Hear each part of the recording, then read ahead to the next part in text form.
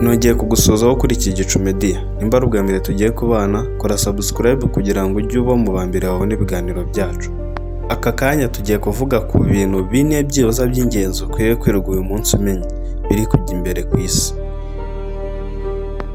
Abantu benshi turi kwibaza se intambara ya Israel na Iran ndetse na Amerika bihanganyemo izarangira ryari? Icyo ni ikintu cya mbere ugomba kurara umenye. Ikintu cya kabiri, intambara irakomeje mu karere k'iburasirazuba. Icyo ni ikintu cya kabiri ugomba kuba umenye. Ikintu cya gatatu, amakuru mashya ku muhora wa Hormuz. Ese ni iki Iran yatangaje ku muhora wa Hormuz? Ikintu cya kane ugomba kumenya ni uko Perezida wa Amerika Donald Trump yemeye noneho ku mugaragaro yuko ashaka yuko intambara ihagarara.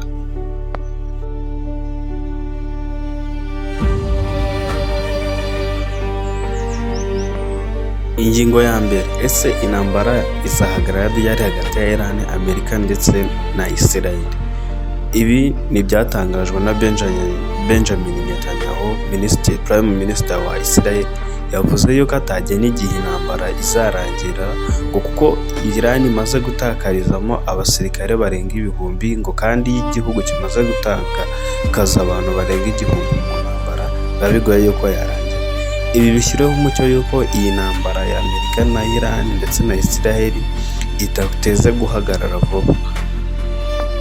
Ibi birashimangirwa n'igitero Iran yagabye ku bwato bwari butwaye amavuta yarashe, aho bivuga yuko ubwo bwato bwagiye bugakuruka aha mu gihugu cya Dubai. Bivuze ko Iran igenda irasa ku nyungu za Amerika, itagiye irasa direct kuri Amerika.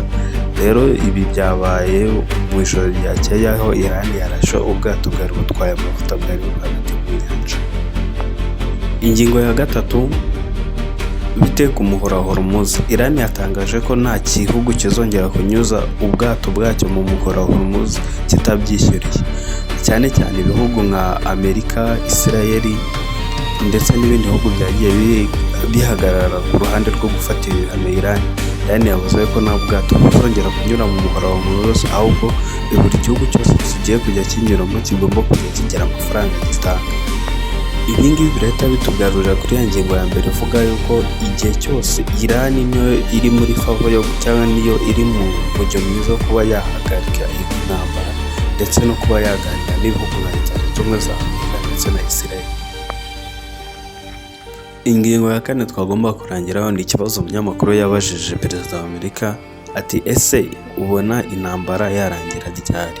Perezida wa Amerika yamusubije ijambo risa nk'iryo Marco Rubio yasubije umunyamakuru, wibutsa ko Marco Rubio ari Minisitiri wa Amerika w'ububanyi n'amahanga wa Amerika, aho we yasubije yuko intambara ishobora guhagarara kabone n'ubwo umuhora wa Hormuz waba ugifunze. Ibi bigaragaza yuko Amerika yiteguye guhagarika intambara mu gihe cyose niyo umuhora wa Hormuz wakomeza ufunze.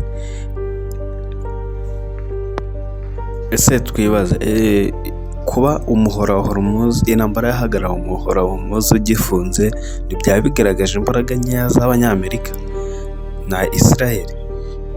Ese umuhora wa Hormuz ukomeza gufunga, Iran yo ntiribuze kuba ivuga ati noneho turabashoboye ntibamanika amaboko kuko aribo batsinzwe? Reka dukomezanye mu biganiro byacu biri imbere, rwibutsa gukora subscribe.